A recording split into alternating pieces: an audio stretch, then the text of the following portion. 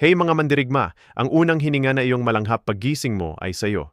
Hindi sa trabaho mo, hindi sa problema mo, hindi kanino man, sayo lang. Pero ibinibigay agad ng mga tao yan. Dilat pa lang ang mata, bilanggo na agad. Bilanggo ng sarili nilang kaguluhan sa isip. Ang 1% na kumokontrol sa kanilang isip bago mag-oitong dakro na ninyo ay hindi espesyal. Naunawaan lang nila ang isang bagay na hindi na mauunawaan ng iba. Ang isip mo sa umaga ay parang basang semento. Kung anong unang dumapo dito, yun ang mag-iiwan ng permanenteng marka. Para sa 99% ng tao, ang dumadapo ay panic, duda, stress, at kawalan. Natalo na nila ang buong araw bago pa man tuluyang sumikat ang araw. Hindi na nila ito namamalayan. Ang buong buhay mo ay panalo o talo sa unang oras na yun. Hindi sa hapon kung kailan pagod ka na. Hindi sa gabi kung kailan paulit-ulit mong iniisip ang naging mali. Doon mismo sa katahimikan bago mag-order, gaktemtak na crew. Hindi random ang mga iniisip, tinatanim ang mga ito. Kung hindi ikaw ang magtatanim, may ibang gagawa. Ang kapaligiran mo ang nagtatanim, ang alaala mo, ang takot mo. Kaya kinukuha ng 1% ang kontrol habang maaga pa bago magsimula ang pagsalakay. Hindi sila naghihintay ng motibasyon. Hindi umaasa na magiging maganda ang araw. Binubuild nila ito ng tahimik at may preksisyon. Sinabi ni Marcus Aurelius, may kapangyarihan ka sa sarili mong isip, hindi sa mga pangyayari sa labas. Kapag naunawaan mo ito, makakahanap ka ng lakas. Ang gumising ng 5 Hamiure-Waniryu ay hindi ang punto. Ang gumising na iba, yun ang punto. Ang isip mo ang pinakamahalagang pag-aari mo. Sa umaga, bukas na bukas ang mga pintuan. Lahat gustong pumasok. Ang mga nananalo ang siyang nagbabantay sa pintuan. Sila ang nagdedesisyon kung ano ang papasukin. Sila ang nagdedesisyon kung ano ang guguhit sa susunod na 60 na oras ng kanilang pag-iral.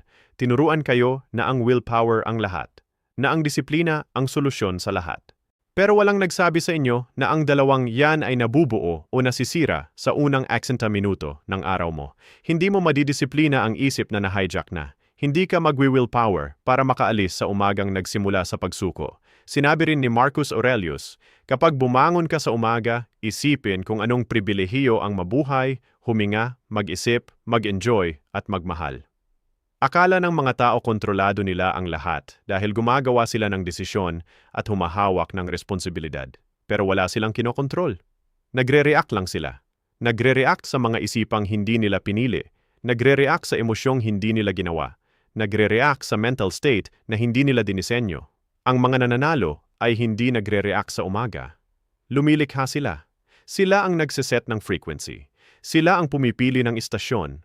Ang lahat ng iba ay sasabay. Ito ay survival. Kung hindi mo kokontrolin ang isip mo bago mag-autonegeranyu, gugugulin mo ang natitirang araw na kontrolado nito. Yan ay hindi pamumuhay.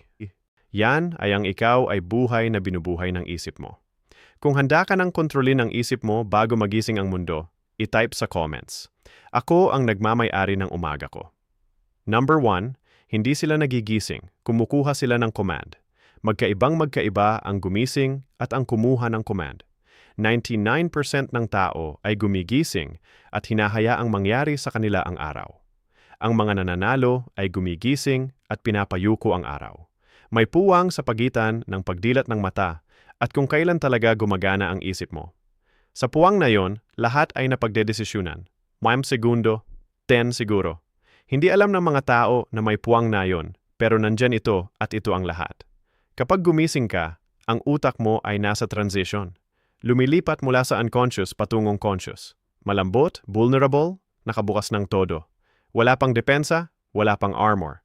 Nagbo-boot up pa lang. Sa boot sequence na yon, ikaw ang pipili kung aling programs ang unang tatakbo. Pinipili ng mga nananalo ang focus, gratitude, intention at lakas. Ang iba ay pinipili ang worry, regret, distraction at kahinaan. Sinabi ni Marcus Aurelius, ang hadlang sa aksyon ay nagpapasulong ng aksyon. Ang humahadlang ay nagiging daan. Hindi sila gumulong sa kabilang side. Hindi kumukuha ng comfort. Hindi nag-ease into anything. Sila ang unang sumasaklolo. Kinokontrol nila ang kanilang hininga, tindig at unang isip. Dahil ang unang isip na yun ang leader, lahat ng kasunod ay susunod o lalaban dito. Gumigising ang katawan mo bago ang isip mo. Sa puwang na walang intensyon, ang default ng isip mo ay kung ano man ang tumatakbo dito bago ka natulog. Lumang pattern, lumang takot, lumang salaysay. Pinaputol yan ng mga nananalo. Hindi nila hinahayaang maging panimula ngayong araw ang mental state kahapon. Nagre-reset sila ng may layunin. Ang kumuha ng command ay nangangahulugang hindi mo tatanungin ang sarili mo kung ano ang nararamdaman mo. Sasabihin mo, hindi ka maghihintay kung may energy ka. Magdedesisyon ka na meron. Hindi ka magtataka kung maganda ang araw na ito. Idedeklara mo na ito ang iyong bubuuin. Number 2. Sinasala nila ang isip bago mag-settle ang mga isipan. Walang filter ang isip mo. Tinatanggap nito ang lahat. Bawat tunog, bawat pakiramdam, bawat alaalang sumusubok muling sumulpot. Sa umaga, kapag nabubuo ang kamalayan mo, ang isip mo ay nasa pinaka-absorbent state nito. Parang esponghang hindi pa marunong pumili. Nauunawaan ito ng mga nananalo. Alam nilang sa unang 50 minuto pagkatapos, magising nangyayari ang mental contamination. Kaya hindi nila pinapapasok ang lahat.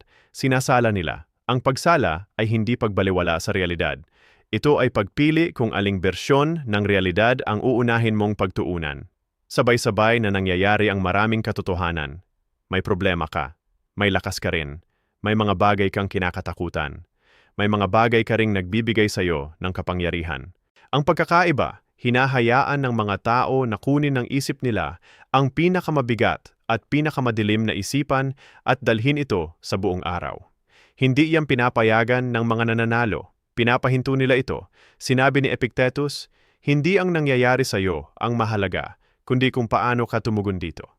Bago mag-ordinary na ang bilis ng reaksyon ay lahat. Pumasok ang isang isipan.